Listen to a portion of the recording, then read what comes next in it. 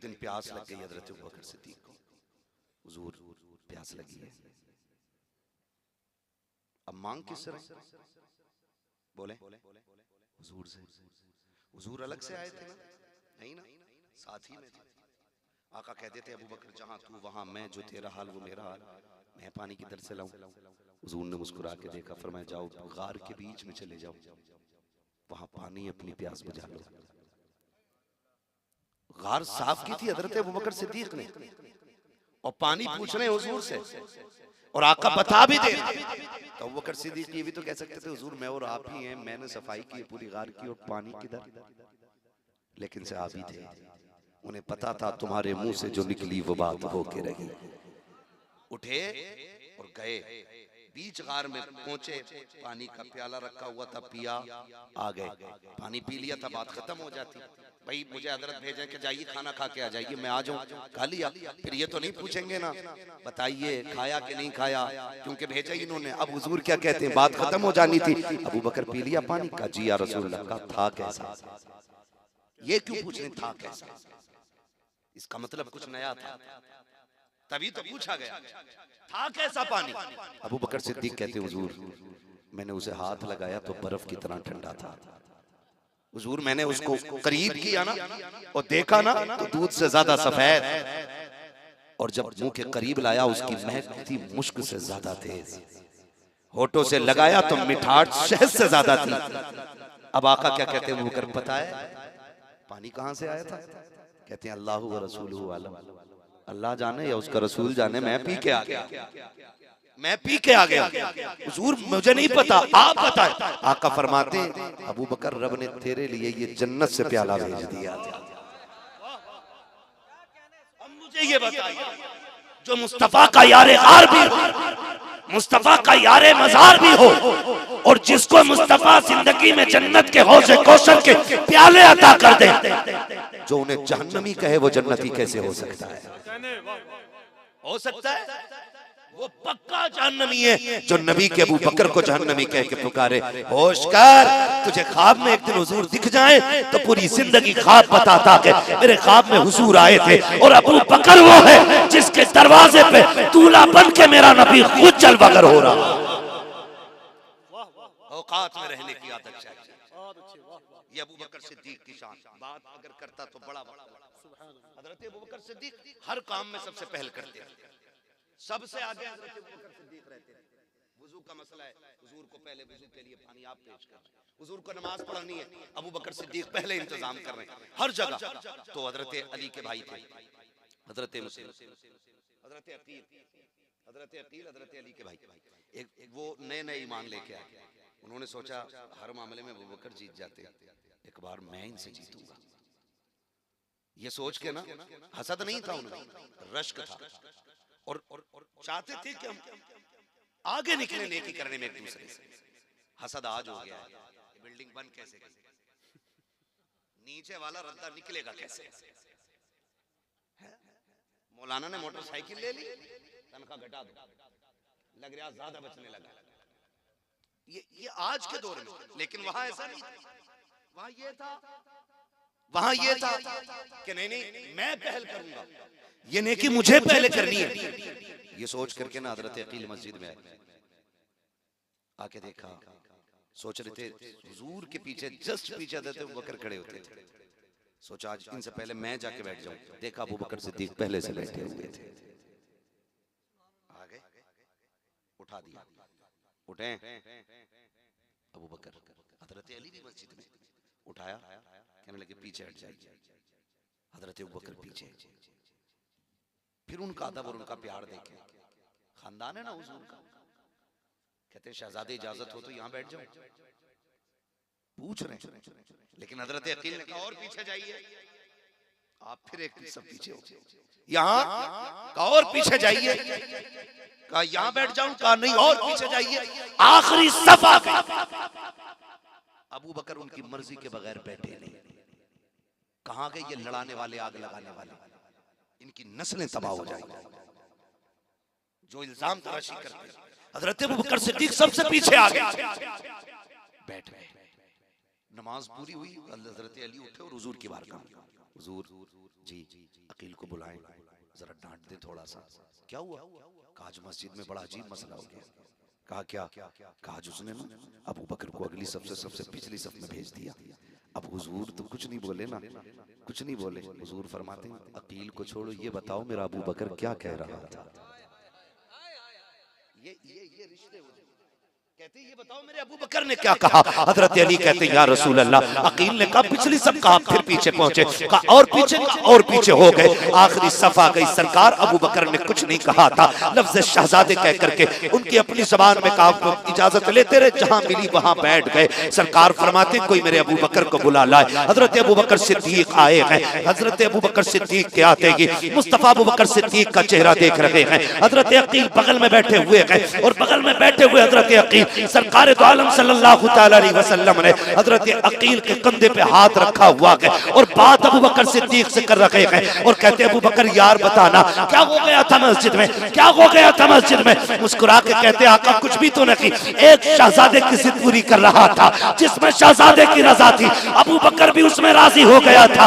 आका बात कुछ भी तो नहीं थी। हजरत अली कह रहे हैं आका पूछो ना अकील से, ये बताएगा इसने क्या किया है। आका करीम ने अबू बकर से पूछा अबू बकर कोई तकलीफ? का सरकार कोई तकलीफ नहीं, हम तो आपकी हर मर्जी पर राजी हैं। इतनी बात जब फाइनल हो गई, अब मुस्तफा ने हजरत अकील के कंधे पे हाथ रख के कहा था अकील तुझे पता है मेरा अबू बकर कौन है? सुन अबू बकर वो है जब मक्के में मुझ पे लोगों ने हमले किए थे, अबू बकर ने अपना जिस्म पेश किया था। तुझे बताऊं अबू बकर कौन है? जब कांटे बिछाए जाते थे मेरी राह के कांटे अबू बकर ने चुने थे। तू जानता है अकील अबू बकर कौन है? सुन जब हिजरत की रात आई थी तो सवारी मेरे लिए देने वाला अबू बकर था। तुझे पता है ये कौन है? जो गार में 3 दिन मेरे साथ रहा, अबू बकर वो है जिसे सांप ने काटा, अबू बकर वो है जिसका सफर मेरे साथ रहा। तुम्हें पता है यकीन अबू बकर कौन है? जिस मस्जिद में बैठा है, तू बैठा इसमें है, लेकिन इस मस्जिद की कीमत मेरे अबू बकर सिद्दीक ने अदा की। नारे तकबीर, नारे रिसालत, मज़हबे इस्लाम, अज़मते अबू बकर। ये शान सरकार अबू बकर सिद्दीक की। हुजूर फरमाते हैं सुनो, आखिरी बात हुजूर ने हल कर दी। फरमाया सुनो अकील, जब कयामत होगी ना सुभान अल्लाह, मैं सबके एहसानों का बदला दे चला हूं, क्या कहने, वाह। लेकिन मेरे अबू बकर का बदला बाकी है। कहा ये मैं नहीं दूंगा, मैं हाथ पकड़ के लेके जाऊंगा अबू बकर का रब की बारगाह में। मैं कहूंगा मालिक मैं सबके बदले दे के आया हूं, अबू बकर के एहसान का बदला तू अता फरमा दे। तो शुक्र है हम उमर वाले भी हैं, हम अबू बकर वाले भी हैं, हम मौला अली वाले भी हैं, हम उस्मान गनी वाले भी हैं, हम मुस्तफा के सारे यारों को मानते हैं, हुजूर के सारे वफादारों को मानते हैं। आज जरूरत हमारे लिए जो सबसे अहम है वो ये है कि हमें हुजूर के सहाबा की जिंदगी को अपनी जिंदगी में उतारना है। ये सबसे ज्यादा अहम बात है। सबसे ज्यादा अहम बात यह है कि हुजूर का किरदार हमें अपनी जिंदगी में लाना है।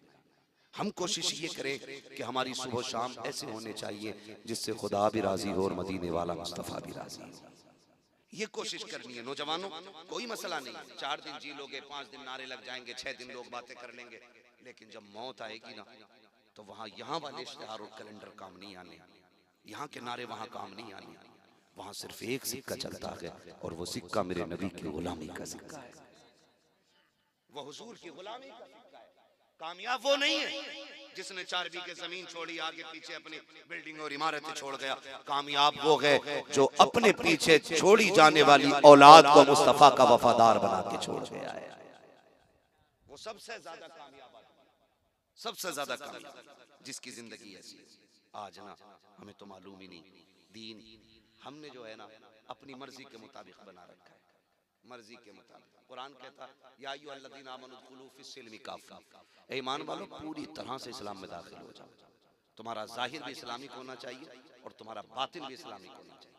पूरे पूरे हो जाओ। ये नहीं जलसों में तो हम दीन पे हैं और यहाँ से निकले आ गई बारात, बज गया बाजा, डीजे चल रहा है, फिर भी हम मुसलमान हैं। पूरे पूरे दाखिल हो जाओ। हर जगह हर लम्हा हमें लोग देख के ये न कहें कि पता नहीं कौन जा रहा है, हमारा किरदार बता दे मुस्तफा का वफादार जा रहा है। ऐसी जिंदगी हमें गुजारनी है। सबसे ज्यादा जरूरी इस वक्त है तो वो यही है कि आका करीम का किरदार लोगों के सामने रखा जाए। ये तमाम जिम्मेदार लोग बैठे हुए, मैं पूरी जिम्मेदारी के साथ कह सकता हूं कि हम हमारे सजदे देख के लोग मुसलमान नहीं होंगे, हमारे रोजे देख के लोग मुसलमान नहीं होंगे। ये तो हमारी वो फर्ज इबादत है जो हमें खुल के छुप के हर हाल में करनी है। लेकिन जानते हो सबसे बड़ा असर जो पड़ता है वो किरदार का पड़ता है, अखलाक का पड़ता है। आज तक कोरोना था ना, हाँ कोरोना का ही तो दौर था जो मुस्लिम नौजवानों ने पानी जब पिलाया था रोड पे चढ़ के, तो जात देख के नहीं पिलाया था, प्याज देख के पिलाया था। आज तक उसकी मिसाल नहीं मिलती। क्यों? क्योंकि अखलाक जो है ना ये दूर तक जाता है। आप किससे कैसे मिलते इसका असर सबसे ज्यादा पड़ता है। आपके रवैये लोगों के साथ कहते इसका सबसे ज्यादा असर पड़ता है। लेकिन आज अखलाक की सबसे बड़ी कमी है, सबसे बड़ी कमी अखलाक की। मैं कहूं अगर मुझे जगह ना मिले ना यहाँ बैठने की तो मैं नीचे बैठ जाऊंगा, तो मैं सबको गाली दूंगा ऊपर वालों को। मेरे जैसे आदमी को ऊपर बैठने की जगह नहीं। ये मामला है। और अगर हमारे समाज का कोई थोड़ा सा मशहूर आदमी आ जाए तो वो चाह रहा है मेरा बाप भी मेरे लिए उठ के खड़ा हो, वो इस्तकबाल करे हमारा। नहीं, ये बिल्कुल नहीं होना चाहिए। हुजूर का किरदार आप देखिए, हुजूर का किरदार। हुजूर की बारगाह में जब अदी बिन हातिम आए ना हुजूर की बारगाह में, और आका करीम को चेक करने के लिए आए थे कि मेरी बहन ने जो कहा है वो सच है कि नहीं। सिर्फ चेक करने आए थे। हुजूर की बारगाह में आए, बैठने की जगह नहीं थी। हुजूर की बारगाह में महफिल लगी हुई थी, जगह नहीं बची थी। मुस्तफा ने मुजम्मिल वाली चादर दी, इसका क्या करना है? मेरा नबी फरमाता है इसे बिछा के बैठ जाओ। हैरत में पड़ गए। अदी बिन हातिम, ऐसा तो आज तक कोई देखा ही नहीं। फिर उन्होंने चादर को लिया और सीने से लगाया। कहा महबूब ये बिछाने के लिए नहीं है, तो सीने से लगाने के लिए। कहा जब इतना बड़ा आदमी होते हुए अखलाक इतना आला है कि अपनी चादर बिछाने दे दे, फिर जो दीन वो लेके आया होगा वो दीन कितना आला रखा होगा। तो ये चीजें होती हैं जो हमें मजबूत करेंगी, ये चीजें होंगी जो हमें बेहतर करेंगी। आज ना नए नए गालिबन हज़रत तकरीर में कह रहे थे कि वो क्या है, सास के साथ शादी कर ली किसी ने, दामाद लेके निकल लिया भाई। ये बात चल रही थी। मैं आपसे एक बात कहूं, मैं एक बात जानता हूं, जो भी शरीयत की हदें तोड़ेगा वो रुसवा और जलील जरूर होगा। ये क्लियर। जो भी शरीयत की हदें तोड़ेगा उसे रुसवा होना है। अगर आप एहतियात नहीं रखेंगे तो फिर ये जिल्लत हमारा मुकद्दर बनेगी, फिर ये जिल्लत हमारा मुकद्दर बनेगी और कोई बचा नहीं सकता। बड़ी अच्छी बात कही थी हमने, करोड़ों रुपए मज़ारों में तो लगा लिए, गुंबद भी हमने बना लिए, संगे मरमर भी हमने बना लगाए, लेकिन अपनी कौम को एक ऐसा इदारा नहीं दे पाए जिसमें बेटियों की भी इज्जतें महफूज रह सकें और बेटों की जिंदगियां महफूज रह सकें। ये सबसे बड़ा फुकदान हमारी कौम का, ये सबसे बड़ा नुकसान हमारी कौम को पहुंचा है। खुदारा थोड़ा सा होश के नाखून लें और इदारे मजबूत करें, इदारे मजबूत करें। और अब तो मजबूत क्या जो हैं उन पे आ बनी, अब तो वो खतरे में आ गए जो हैं, नए बननी तो बड़ी बात। जबकि हमारे इदारे लोगों में शराफत तकसीम करते हैं, प्यार बांटते हैं, मोहब्बत बांटते हैं, हुजूर का किरदार लोगों तक पहुंचाते हैं। मैं आपसे कहना चाहता हूं अपने बच्चों को दीन दीजिए, हुजूर का किरदार इनके सामने रखिए और इन्हें पढ़ाइए। और ये भी बताइए कि एक सबक याद रखना कि मोहम्मद से वफा तूने तो हम तेरे हैं, ये जहां चीज है क्या लोहो कलम तेरे हैं। हमें अपनी नस्लों को महफूज करना पड़ेगा, अपनी नस्लों को। आज नस्लें महफूज नहीं है, नस्लें महफूज नहीं है। शादी का सालक चल रहा, एक तो फोन करके कह रहा तारीख दे दो वरना देवबंदी हो जाऊंगा। सारे जोर हम पे ही है, कह रहा तारीख दे दो वरना डांस कराऊंगा। ऐसा लगता है कि उम्मत हम ही है, ये नहीं। अजीब मसला लोगों का यार। हमें वक्त नहीं है तो तू डीजे बजाएगा, हम नहीं आएंगे तो तू नाच कराएगा। ये क्या है? ये दीन की कमजोरी है। वरना जितनी दीन की जिम्मेदारी मेरे ऊपर है उतनी जिम्मेदारी हर नौजवान के ऊपर। ये नहीं कि मेरी बेटी कनीज़े फातिमा ज़हरा बने और आपकी बेटी बार डांसर बने। ये मतलब बिल्कुल नहीं है। मतलब ये है कि जितनी जिम्मेदारी मेरी बेटी के सर पे है उतनी की जिम्मेदारी आपकी बेटी के सर पे है। लेकिन किधर जा रहे हैं? तारीख दो वरना डीजे बजवाऊंगा। बजवा ले, हमारे बाप का क्या जाए। कल तो हद कर दी, परसों फोन करके कह रहा तारीख दे दो वरना वहाबी हो जाऊंगा। इससे क्या मसला है? कोई रास्ता ही नहीं बचा। ये हालात ऐसे बनते चले जा रहे हैं। दीन को पहचानिए, दीन की जिम्मेदारी हर बंदे के सर के ऊपर है। हर किसी को जवाब देना दीन का काम कितना करके आए, काम कितना करके आए। शान मोहम्मद साहब आपने जलसा किया है ना, महराज साहब आपने महफिल सजाई थी, इतने मेहमानों का इंतजाम एहतमाम किया था। सारे काम सिर्फ यही करेंगे तो फिर सुभान अल्लाह कहने का हक कम से कम आने वालों का तो बनाता है कि नहीं बनता है? वो भी यही कहेंगे। लोग कहेंगे नहीं नहीं ये तो सबका बनता है, ठीक है ना। तो आपसे मैं इतनी गुजारिश करना चाहता हूँ, खुदारा घरों के हालात बेहतर करें और बेटियों से जाके बता दें मर्दों से ज्यादा बेटियों का दुरुस्त होना जरूरी है। समझ रहे हैं? मर्द 98% नेक हो तो बीवी का 99 नहीं बल्कि 100% नेक होना जरूरी है। इसलिए कि बच्चों के साथ बाप कम रहता है, माँ ज्यादा रहती है। बाप का असर बच्चे पे कम और माँ का असर कैसा होता है ये तो आप भी जानते होंगे ना। ये कोई मैं आसमान के ऊपर की बात थोड़ी बता रहा हूँ। और बच्चों की तबीयत जो माइल होती है वो माँ की तरफ ज्यादा होती है। आप देखो तलाक बीवी लेती है ना तो बच्चे माँ की तरफ भागते हैं कि रहना माँ के साथ। क्यों? क्योंकि उनकी तबीयत का मैलान होता कि माँ की तरफ ज्यादा है। तो बाप से ज्यादा माँ का नेक होना जरूरी है। और जबकि अब्बा का 12 घंटे कमाने में गुजरता है, अम्मा के 6 घंटे मोबाइल पे गुजर रहे हैं। हाँ, सीरियल कज़ा नहीं हो सकता इसका।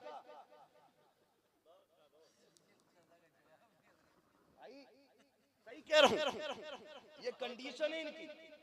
5 मिनट पहले आटा गूंद के रख देते, हाथ धो के फ्रेश होके क्या अब सीरियल नाटक आने वाला वो जरूर देखना है। और बूढ़ी बूढ़ी सबसे आगे बैठती है, वहां सदारत होती है, आंखों में देखो अब दिखता नहीं है साफ, लेकिन सबसे आगे बैठ के करी लल्ली अब बता अब क्या हो रहा है, अब क्या हो रहा है, अब क्या हो रहा है। इस बूढ़ी से क्या ईशा पड़ी है का घुटने काम नहीं करते, फजर पड़ी है मुसल्ला नहीं दिखता। ओ मेरी माँ हैरत कर, तुझे टीवी दिखती है, रब का कुरान नहीं दिखता, तुझे टीवी दिखती है, मुसल्ला नजर नहीं आता, मौत का वक्त करीब आ गया। अब तो तौबा कर ले वरना सब होंगे, तुझे बचाने वाला कोई नजर नहीं आएगा। जाओ जाके बताओ बेटियों से। और जितनी बेटियां अगर मौलवी कोई तकरीर कर देना कि बेटियों को क्या जरूरत है, कहा मौलवियों को तो पेट में आग लगे। ये बात की जाती है। और कुछ कहते ना इनकी सोच गंदी है मौलवियों की, इनका दिमाग वहां चला गया जो हम सोचते नहीं। ये बातें लोग करते हैं। हाथ जोड़ के कहता हूं अगर इस्लाम ने पर्दे का हुक्म दिया है तो शक नहीं किया आप पे, शक नहीं किया है। अगर शक की बुनियाद पे पर्दे का हुक्म होता ना तो मेरा नबी अपनी फातिमा से ज्यादा किस पे यकीन करता था? बताओ कोई। मेरे नबी को अपनी आयशा से ज्यादा किस पे भरोसा? जिसकी तहारत में, जिसकी पाकीज़गी में रब ने कुरान में आयतें नाज़िल की, उससे ज्यादा पारसा को। लेकिन जानते हो आज कह दो ना कि भाई बेटियों को पर्दे में रखना, ये की सोची गलत, ये तो सोचते ही गलत नहीं सोचते। मेरे लाल मेरे साथ रह के देख 8 दिन कितने आके 3 बजे कहते हैं रात से बेटी 2:30 बजे से गायब है, तावीज दे दो लौट के आ जाए। कोई कहता फजर में चली गई है, कोई कहता 3 बजे चली गई है। हाथ जोड़ के कहता हूँ ये जो भाग रही है ना 3 बजे 2 बजे 8 बजे रात में उठ के कहता किसी को पता न चल जाए, ये वो जूता तेरे मुंह पे लग गया है कि इसे छुपाए नहीं छुपाया जा सकता है। और तुम क्या समझते हो एक रात का तावीज भागी हुई बेटी को ले आएगा? जिसकी जिंदगी में आग लगाई तुमने 18 साल तक हो, उसे 3 मिनट का तावीज सवार संवार नहीं सकता कि जिसको 25 साल तुमने ढंग से बिगाड़ा हो उसे मौलवी की 2 मिनट की दुआ नहीं संवार सकती है। जिसकी जिंदगी को तुमने 25 साल तक तहस-नहस करके रखा हो उसे मौलवी का तावीज नहीं बचाएगा। अगर बेटियां बचानी है तो बेटियों को किरदार फातिमा पढ़ा लो। खुदा की कसम तावीज हो न हो खातून जन्नत का किरदार तेरी भी इज्जत बचा लेगा, तेरी बेटी की भी इज्जत बचा लेगा।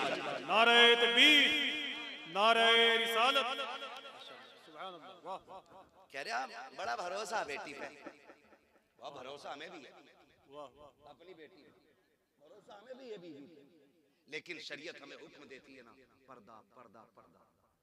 तो हमने अगर कलमा पढ़ा है तो इतने आजाद नहीं कि अपनी मर्जी से जिए। फिर पर्दे को अहमियत दो, पर्दे को अहमियत दो। जरा खुद बताओ, दिल पे हाथ रख के जो सवाल करने लगा, बताओ जो बच्ची तुम्हें नकाब में दिखती है दिल से उसकी इज्जत करने को जी चाहता है कि नहीं? हाथ उठा के बताएं कितने लोगों का जी चाहता है कि इसकी इज्जत की जाए। ये तो हर शख्स की कहानी, मिंबर वाले नहीं, स्कूल वाले भी, खेत वाले भी, सब ये समझते हैं कि पर्दे वाली बेटियां इज्जत वाली बेटियां होती हैं। फिर जरा ये बताओ, जब तुम्हें नकाब वाली कोई भी बच्ची का जी चाहता है ये इज्जतदार है, तो फिर हमारी अपनी बच्चियां पर्दे में क्यों नहीं है? क्या जरूरत पड़ी है उन्हें मोबाइल देने की? क्या जरूरत पड़ गई थी? उनका बिजनेस है क्या है? आग जो लगाई है ना हजरत, ये ऑनलाइन तालीम जब से आई है इसने हमारी बेटियों का बेड़ा गर्क करके रख दिया। मैं अगर कहूँ आपसे मसला के आला हज़रत का नारा लगाओ, कसम से कलेजे फाड़ के हम लोग नारा लगाते हैं। अजमेर वाले का नाम का नारा कलेजे फाड़ के लगाते हैं। हुजूर क़यामत में अगर पूछेंगे, सुन बिल्डिंग तूने बनाई थी बच्ची की तालीम के लिए, कोई इदारे बनाए थे? कोई जवाब होगा इसका?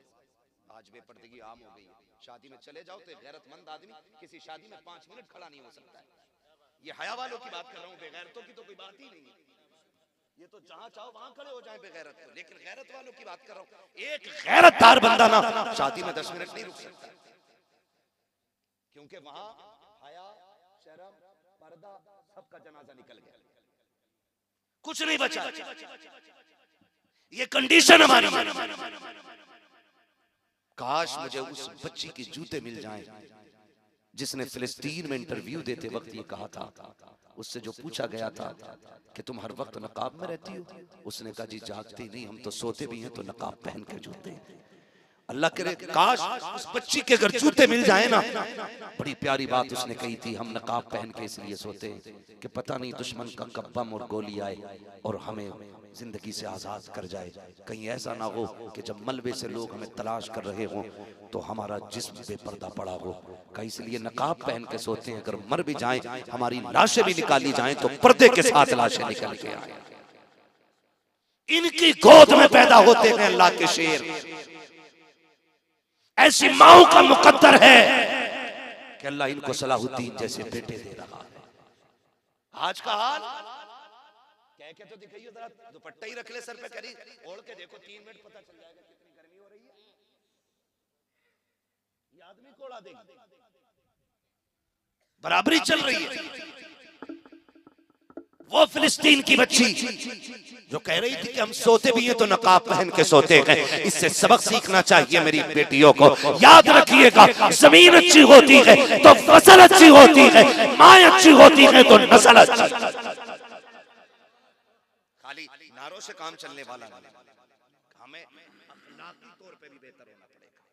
अखलाकी तौर पे सबको मौत आनी है ना, जिसे नहीं आनी है वो कतई ना बोले भाई। और हमारे लिए भी कहीं से ले आना अबे हयात ढूंढ के, तुम्हारे साथ हम भी जी लेंगे। मौत आनी है नहीं, सबको आनी है ना। तो काम ऐसे कर जाओ कि कब्र में शान से जाओ।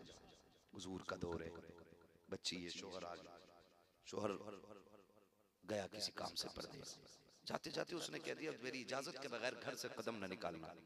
वो तो चला गया। कुछ दिन गुजरे थे, सगा भाई आ गया। कौन है? का भाई तेरा। दरवाजा खोला, भाई कैसे आए? का बाप की तबीयत खराब है, चल तुझे बुलाया है। उसने कहा मैं चल तो जाती लेकिन शोहर की इजाजत नहीं है। उसने कहा बाप की लम्हात जिंदगी के आखिरी है, चलना भाई, वो तुझे देखना चाहते हैं, चलना बहन। भाई ने कहा, उसने कहा नहीं, एक तो रास्ता है, हुजूर से पूछ लो, अगर वो इजाजत दे देंगे तो फिर मैं चलने के लिए तैयार हो जाऊंगी। भाई गया हुजूर की चौखट पे, आका मेरी बहन ने और शोहर ऐसे से कह के चला गया। आप इजाजत दें तो ले जाऊं। मुस्तफ़ा कहते हैं जिसे शोहर ने इजाजत नहीं दी उसे मोहम्मद भी इजाजत नहीं देगा। आज मुझे बताओ तो सही हो। कहती है तू रोक के दिखाइए,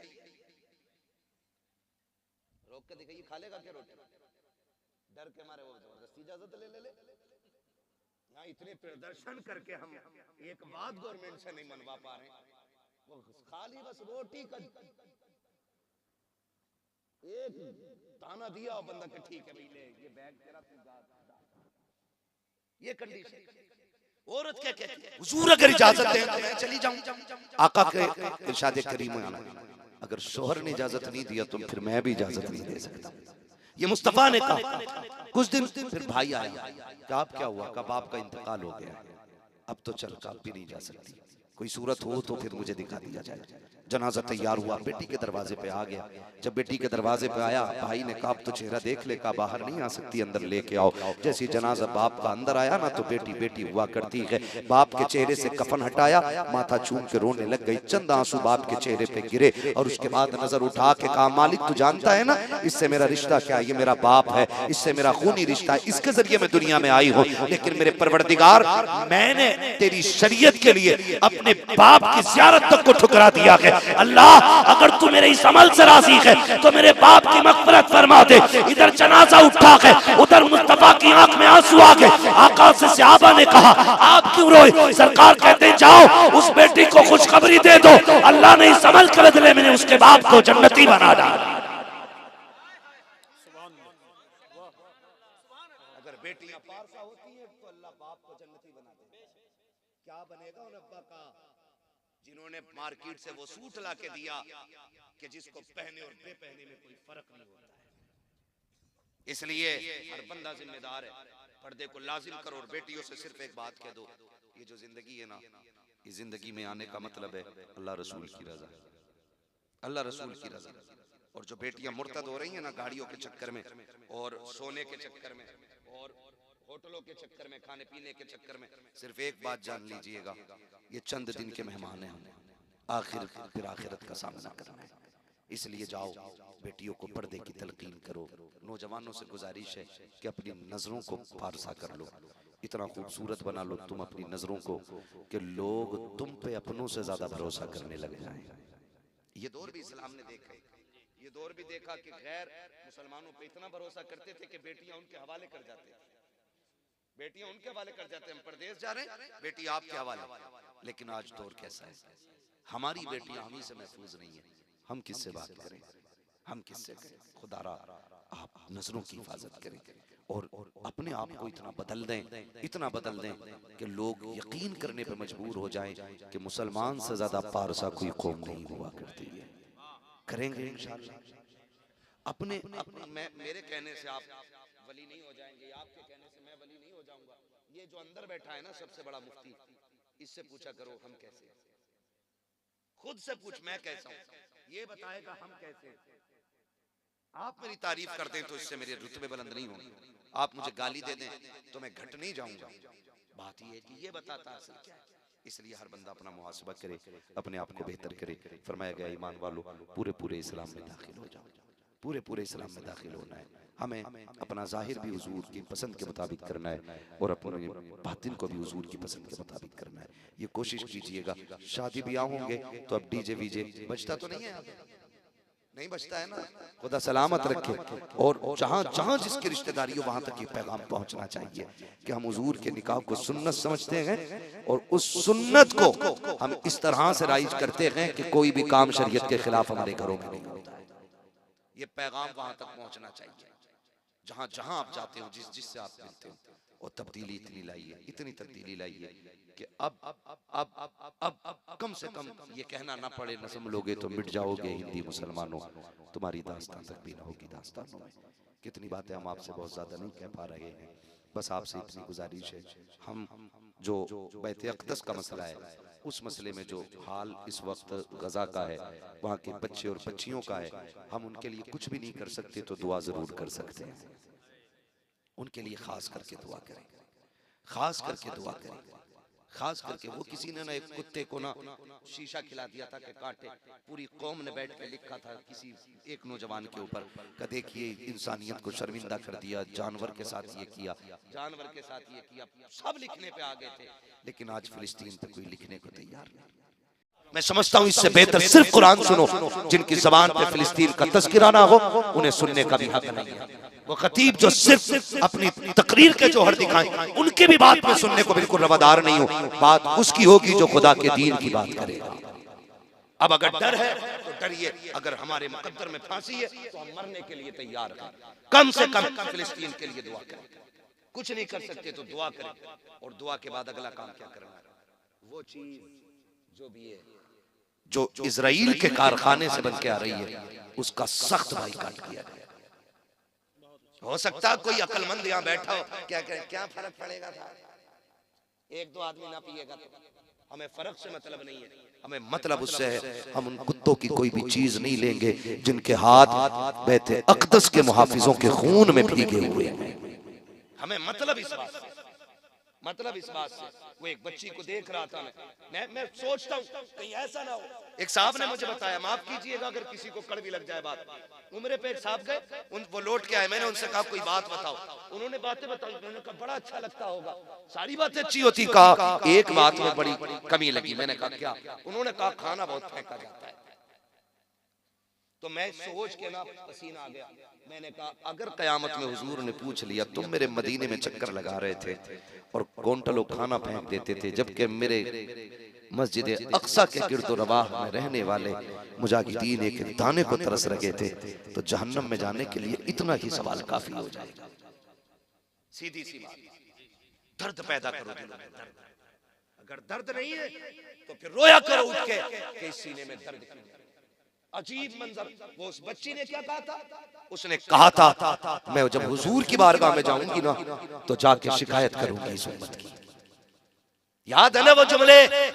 याद रख लेना, कितनी लंबी लंबी दाढ़ियां हो जाएं, कुर्ते जितने चाहो नीचे पहन लो, जितने चाहो माथे पे ठप्पे लगा लो। फिलिस्तीन की उस औरत ने कहा था या रसूल अल्लाह कयामत में इन मुसलमानों की बख्शिश न कराना, इनकी शफाअत न कराना। ये वो बेगैरत है कि हम मरते रहे और ये ऐश के साथ सोते रहे, हम टूटते रहे और ये अपनी अय्याशियों में डूबे रहे। और तुम्हें खुदा का वास्ता कुछ न कर सको तो इतने तो साथ खड़े हो जाओ, ऐलान कर दो कि सुनो बैते अक़दस वालों, अगर यहूद और नसारा ये रहने वाले इजराइल के कुत्ते अगर तुम्हारे दुश्मन हैं तो फिर हमारे भी दुश्मन। इतना तो हक तुम्हारा भी बनता है। बंद करो इल्ले किल्ले इनका, बंद करो इनकी पेप्सी, बंद करो इनके कोका कोला, बंद करो इनके सारे प्रोडक्ट। मर तो नहीं जाएंगे ना? बोलो, मर तो नहीं जाएंगे नहीं पिएंगे तो फिर बैंड होना चाहिए। मैं अगर कहूँ, मुझसे अगर कोई पूछे तो मैं इजमाली तौर पे ये कहूंगा कि जिस तरह सुअर का खून हराम है ना, उसी तरह इस वक्त में ये इजराइल के जितने भी खाने पीने की चीजें हैं ये मुसलमानों पे सारी हराम हैं। इससे बिल्कुल बचा जाए, इससे बिल्कुल बचा जाए। बाइकाट करें, मर जाना, कोका कोला मत पीना, पेप्सी मत पीना, ठोकर मार दो। क्या पहले के लोग जिंदा नहीं थे? आज KFC में जा रहे हैं, है ना? वहां जाकर के पिज्जे बर्गर खा रहे, लात मार दो, हुजूर हम चटनी से खा लेंगे, लेकिन आपके चाहने वालों से गद्दारी नहीं करेंगे। ये आप सबकी जिम्मेदारी बनती है, मेरी जिम्मेदारी बनती है। बिल्कुल हम कतई तौर पे इनके लिए किसी भी कीमत पे खड़े नहीं होंगे। वादा करते हैं इंशाअल्लाह, वादा करते हैं इंशाअल्लाह। हाँ बिल्कुल बच जाइए वरना क़यामत में फंस जाएंगे। वो कहा था ना, एक माँ ने अपने बच्चे को गोद में लेके कहा था जहाँ हुजूर के पास जाना ना तो उम्मत की शिकायत करना जाके, कहा कोई हमारी मदद के लिए नहीं आया था। ऐसे ऐसे जुमले हैं उन लोगों के कि क़यामत के दिन डर लगता है कि हम लोग पता नहीं कैसे बच पाएंगे। इसलिए हम उनके लिए दुआ करें, उन बच्चों के लिए दुआ करें जो भूखे हैं प्यासे हैं। अल्लाह उनकी गैब से मदद फरमाए, अल्लाह उनके लिए रिज़्क़ का इंतज़ाम करे, अल्लाह उनकी जान की हिफाजत अता फरमा दे। ठीक है ना जी, वक्त काफ़ी हो गया है, बस आखिर में फरमाइश थी हुजूर का शजरा पढ़ दिया जाए और बात ख़त्म कर ली जाए। पढ़ दूँ मैं? अगर ना थके हूँ तो पढ़ दूँ मैं? घुटने छोड़ दो भाई, जवानी में पकड़ोगे भी सही, इस उम्र में घुटने पकड़ोगे तो फिर हो गया नहीं। जवानी 12वीं पे झंडा लगा के ऐसे हिला दिया ज्यादा खुद हिल जाए। सही बता रहे। ये जवानियां रह गई हैं, 3 बजे तक मोबाइल चलाएंगे तो घुटने नहीं पकड़ेंगे तो क्या सर पकड़ेंगे? समझ रहे मेरी? मजबूत रहिए, टाइम से सोइए और टाइम से जागिए। ये भी कंपलसरी होना चाहिए, 3 बजे तक। और मैच, पबजी पागल कर दिया लोगों को इसने। ईशा पढ़ के फौरन सो जाया करो, फजर में उठ जाया करो, फजर बाद बिजनेस का आगाज कर दिया करो, 10 बजे का इंतजार न किया करो। हुजूर ने फरमाया अल्लाह मेरी उम्मत के सुबह के वक्त में बरकत अता फरमा। इसका मतलब ये था कि जो सुबह उठेगा अल्लाह उसको बरकत अता फरमा देगा। उठेंगे इंशाअल्लाह सवेरा, है ना? जल्दी सोएंगे। इनके अब्बाओं के नाम लिख ले और पूछ रहे लड़का कितने बजे सो रहा है, तो लड़का खुद कहेगा अब्बा तो खुद 3:30 बजे सोए थे हमारे। ये कंडीशन है हमारी कौम। तो टाइम से सोएंगे, टाइम से उठेंगे इंशाअल्लाह। और जलसों को इतना मुख्तसर कर लो, इतना मुख्तसर कर लो कि सुबह उठ के मजदूर मजदूरी पे चला जाए, बिजनेसमैन बिजनेस के लिए चला जाए, ताकि हम अपने बच्चों को हलाल रोजी खिलाते रहें। ये 3 बजे तक 4 बजे तक के जलसों से कोई नतीजा नहीं होने वाला। इन्हें मुख्तसर कीजिए, कम वक्त में जलसे कीजिए, ताकि सही वक्त में बंदा उठ के फजर की नमाज भी पढ़ सके। करेंगे इंशाअल्लाह ऐसा ही। ये कमेटी वाले हमारे भाई बैठे ना अभी, शान भाई किधर है? अच्छा आमिर भाई करवट में, क्या नाम है? महराज भाई, ये करवट वाले हैं ना? अल्लाह सलामत रखे। ये आपकी जिम्मेदारी, आइंदा जलसा बहुत लंबा नहीं होना चाहिए। इतना मुख्तसर के फजर में बंदा सो के उठ जाए, और या फिर इतना लंबा के फजर यहाँ पढ़ के जाए। कौन से वाले पे अमल करोगे? पढ़ के जाओगे? बहुत अच्छे लोग हैं माशाअल्लाह। मौलवियों को भी कहीं करना चाहिए, ठीक है ना?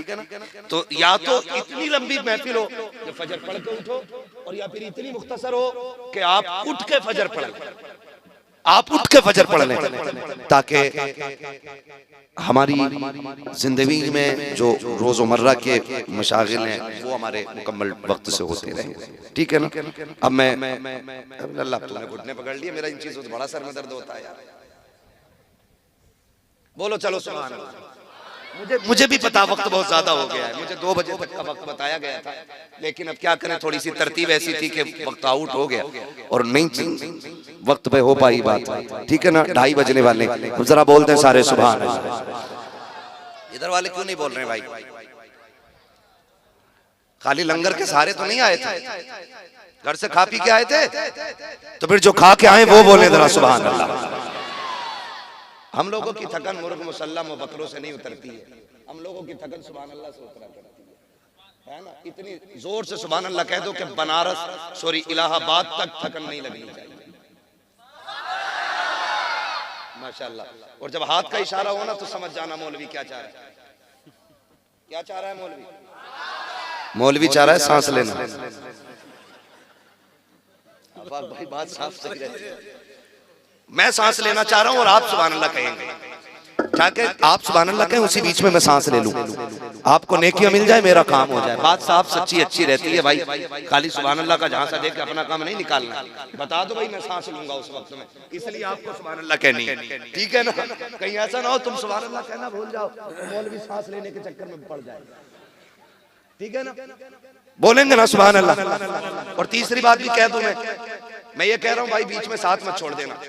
अगर छोड़ दिया तो नमाज जनाजा नहीं पढ़ा रहा हूं हजरत में, जो तकबीरें पूरी कर बैठूंगा। जहां साथ छोड़ दोगे वहीं मैं भी साथ छोड़ दूंगा। आप साथ देते रहोगे, शजरा पूरा हो जाएगा। बोले जरा सुभान अल्लाह। ये जो डिस्प्ले है अगर ये खराब हो गई ना तो फिर मोबाइल नोकिया का भी चाइना का ही लगता है। ये डिस्प्ले अच्छी करो भाई, सामने वाले लोग, आपकी जिम्मेदारी ज्यादा बनती है। बोले जरा सुभान अल्लाह। बच्चा पार्टी बोलो सुभान अल्लाह। तुमने उन लोगों को हरा दिया कसम से जो बिस्तर पे सो रहे हो। अल्लाह तुम्हारे माँ बाप को सलामत रखे, और ऐसी नस्लें जो आज जलसे में बच्चे बन के आए ना, कल इंशाअल्लाह ये जलसों के सदर बन के उभरेंगे, है ना? तो इनको रखा करो जलसे में, ताकि ये सीख लें हमसे कि महफिलें कैसी होनी चाहिए, ठीक है ना? फिर बोले जरा सुभान अल्लाह। इधर को मुंह कर लूं, आप कतई बोलने को तैयार नहीं है, ठीक है ना? सामने वाले बोले जरा सुभान अल्लाह। आदम के बेटे शीश, हाँ इतनी जोर जोर से बोलो कि रोटी जो खाने के टाइम शोर होता है उससे थोड़ी तेज आवाज हो, और आप पे कोई मुकदमा नहीं होगा इंशाअल्लाह सुभान अल्लाह कहने पर, ये मेरी गारंटी है। और आज तक कोई सुभान अल्लाह कहने की वजह से मरा भी नहीं, तो डरो मत, साथ दो मेरा, वरना जितनी जोर से तुम्हारी सुभान अल्लाह हमको कहते हैं ना, जैसे तेरे परमल वैसे मेरे गीत, जैसे तुम कहोगे सुभान अल्लाह वैसी मैं शजरा सुना दूंगा। अब खुद फैसला करना कैसे सुनना शजरा। जोर से बोल दो यार। आदम के बेटे शीश, शीश के बेटे यानस, यानस के बेटे कैनान, कैनान के बेटे मेलाइल, मेलाइल के बेटे ब्यारत, ब्यारत के बेटे इदरीस, इदरीस के बेटे मुतवशिक, मुतवशिक के बेटे लमकने के नाम, लमकने के नाम के बेटे नूह, नूह के बेटे साम, साम के बेटे जुल्हाल, जुल्हाल के बेटे शालिद, शालिद के बेटे आबिर, आबिर के बेटे दाता, दाता के बेटे रावा, रावा के बेटे सारू, सारू के बेटे नाखुन, नाखुन के बेटे तारिक, तारिक के बेटे इब्राहिम खलीलुल्लाह, इब्राहिम खलीलुल्लाह के बेटे इस्माइल ज़बीहुल्लाह, इस्माइल ज़बीहुल्लाह के बेटे केदार, केदार के बेटे अवाम, अवाम के बेटे अमर, अमर के बेटे साबित, साबित के बेटे सलमान, सलमान के बेटे रईसा, रईसा के बेटे इलियासा, इलियासा के बेटे औद, औद के बेटे हव्वा, हव्वा के बेटे अदनान, अदनान के बेटे मोहित, मोहित के बेटे नदार, नदार के बेटे मुदिर, मुदिर के बेटे इलियास, इलियास के बेटे मुद्रिका, मुद्रिका के बेटे खदीमा, खदीमा के बेटे किनाना, किनाना के बेटे नदर, नदर के बेटे मालिक, मालिक के बेटे फार, फार के बेटे गालिब, गालिब के बेटे लुई, लुई के बेटे काब, काब के बेटे मुर्रा, मुर्रा के बेटे किलाब, किलाब के बेटे कुसई, कुसई के बेटे अब्दमनाफ, अब्दमनाफ के बेटे हाशिम है, हाशिम के बेटे अब्दुल मुत्तलिब है, अब्दुल मुत्तलिब के बेटे अब्दुल्लाह है, अब्दुल्लाह के बेटे मोहम्मद रसूलुल्लाह।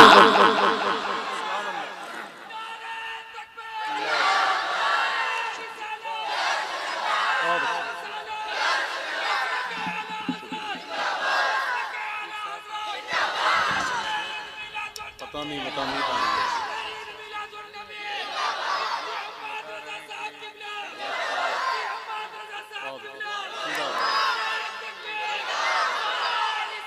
या रसूल अल्लाह, या रसूल अल्लाह। दोस्तों बस पूरी तकरीर का महासल ये है, मेरी पूरी तकरीर का निचोड़ दो बातों में ख़त्म कर लूँ, वो ये है कि जब तक जिंदा रहना है मसला के अहले सुन्नत, मसला के आला हजरत पे जिंदा रहना है।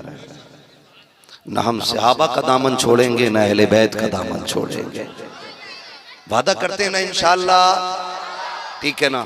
हम जमाने को बताएंगे कि अली अली भी हमसे अच्छा कोई करना जानता ही नहीं है, ठीक है ना। हम अली के हैं, अली हमारे हैं, ठीक है ना।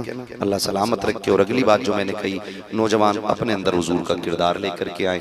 बेटियों से इतनी गुजारिश है कि पर्दे का खास ख्याल रखें, हया अपनी जिंदगी में लाजिम कर लें, और कोशिश ये करें कि जब तक जिंदा रहें कनीज़े फातिमा ज़हरा बन के जिंदा रहें, ठीक है ना। इंशाअल्लाह कभी जिंदगी होगी ना तो फिर सही वक्त पे बैठेंगे और फिर बात मुकम्मल इंशाअल्लाह हो जाएगी।